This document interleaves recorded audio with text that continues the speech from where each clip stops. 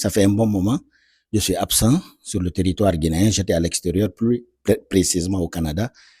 Après, j'ai fait certaines activités aux États-Unis et en Europe. Donc, pour des raisons personnelles et familiales, en quelque sorte. Mais cette absence m'a permis d'observer la situation sociopolitique de notre pays de loin.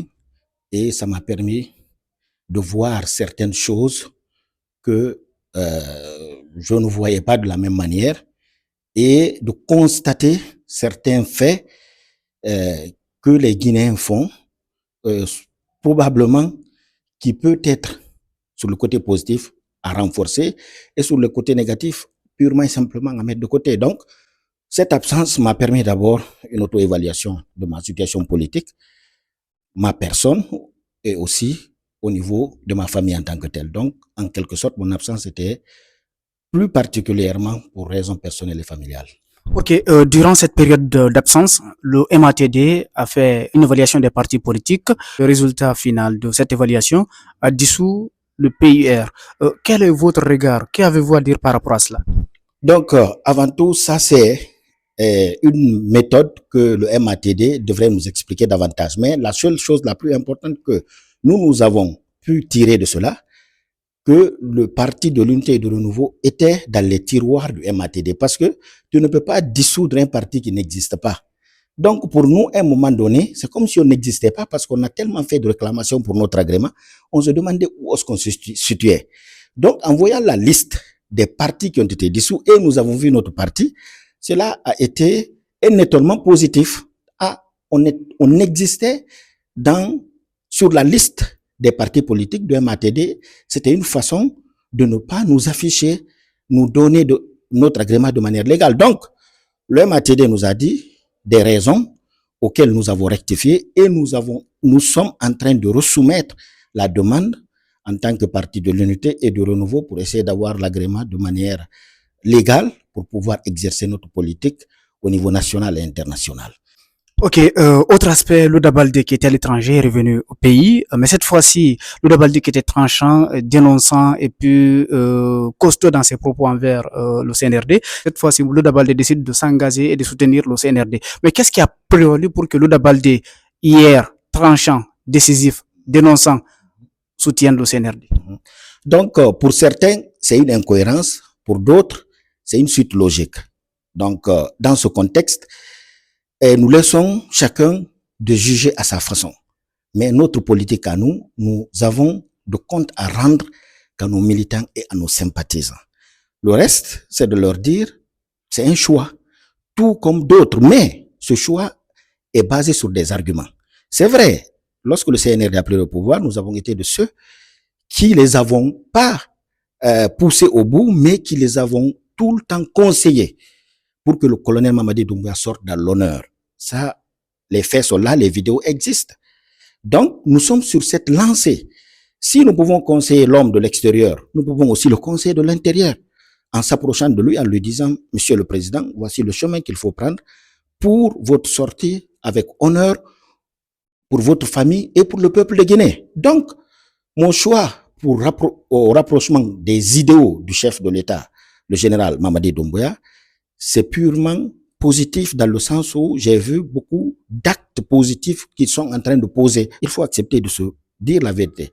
Quel que soit le degré d'adversité que tu as envers quelqu'un, quand il fait du bien, il faut le reconnaître. Il s'agit de l'État, il ne s'agit pas d'une personne. Aurait été moi président, j'aurais fait la même chose. Si eux, ils le font, je ne fais que les encourager pour aller de l'avant. Pour ce qui est de désert en électricité, c'est vrai, avant qu'il n'arrive, il y avait une stabilité du courant au niveau de Conakry et certaines villes de l'intérieur du pays. Ils sont venus, il y a eu un peu de rupture. Mais nous voyons une stabilité du courant au niveau de Conakry. Donc, dans ce contexte, il faut les encourager pour aller de l'avant. La lutte contre la corruption, nous avons vu, il y a certains anciens dignitaires qui répondent présentement. Nous les encourageons à utiliser la justice et la loi pour aller de l'avant. Donc, nous sommes avec les idéaux du chef de l'État, le général Mamadi Doumbouya, nous l'accompagnons pour une sortie de cette transition afin que la Guinée renoue avec une démocratie saine dont le peuple aura choisi et accepté afin que la Guinée s'ouvre sur le plan national et international. Justement, vous parlez de sortir de transition. Et d'autres personnes, d'ailleurs, aujourd'hui, sont dans la logique de demander au général Mamadi Doumbouya de se porter candidat. Êtes-vous de cette même logique ou vous êtes d'une logique carrément différente de cela? Les gens font un amalgame. Quand ils disent refondation, certains pensent qu'il n'y aura pas d'élection. Non. D'autres carrément disent qu'au général, il faut se présenter. Mais cela n'en tient. La seule personne à qui on doit suivre, c'est le général Mamadi Doumbouya, ou un communiqué du président, ou lui-même. Mais présentement, nous, en tant que personne, en tant que citoyen guinéen, c'est les idéaux du chef de l'État qu'on accompagne. Les idéaux de stabilité, de sécurité, d'accessibilité des jeunes à la fonction publique. Il faut accepter de dire ce qui est bien fait dans ce gouvernement. Donc, il a renforcé l'administration à travers des nouveaux visages de jeunesse. Donc, nous l'encourageons à aller de l'avant. Et c'est par la même occasion que nous nous approchons de lui pour le conseiller le peu que nous avons à lui dire pour que la Guinée puisse sortir de cette situation et qu'on renoue avec la communauté internationale. Et les gens savent qu'on ne peut pas renouer avec la communauté internationale s'il n'y a pas d'élection. Donc, c'est les élections libres et transparentes que le peuple de Guinée choisira. Ça, c'est pas Louda Baldé, c'est pas le Parti de l'Unité et de Renouveau ou quelqu'un d'autre qui va le faire. Ça, c'est le peuple de Guinée qui va parler. Et on espère que ce peuple de Guinée répondra et puis choisira quelqu'un qui va répondre à leurs attentes. Mais nous disons que nous sommes pour les idéaux du chef de l'État, général Mamadi Doumbouya, pour renforcer l'unité nationale et la paix. Ok, en deux ou trois mots, est-ce que vous avez un appel, disons des conseils à prodiguer au général Mamadi Doumbouya pour une sortie heureuse de cette transition en fait? La clé, la phrase idéale, Monsieur le Président de la République, écoutez le peuple.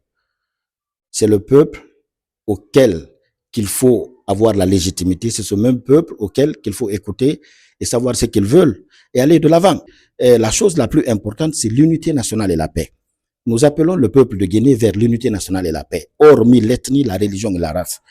La même détermination qu'il a eue le 5 septembre pour déloger un pouvoir aussi solide qui était le pouvoir de Bozara Fakonde, nous l'encourageons à aller dans ce sens et à se tenir prêt pour ne pas être ébranlé par l'énergie négative qui tourne tout autour et au niveau extérieur. Donc, nous l'encourageons à aller de l'avant afin que la Guinée puisse renouer avec la communauté internationale et qu'on puisse vivre en paix et en harmonie. Et je sais que lui, il a l'esprit militaire et je sais que c'est un homme de parole et c'est un homme de conviction qui peut avoir une détermination solide. Et je sais que le moment venu, le général Mamadi Doumbouya prendra une décision solide qui peut être bonne pour sa famille, pour sa personne et pour le peuple de Guinée.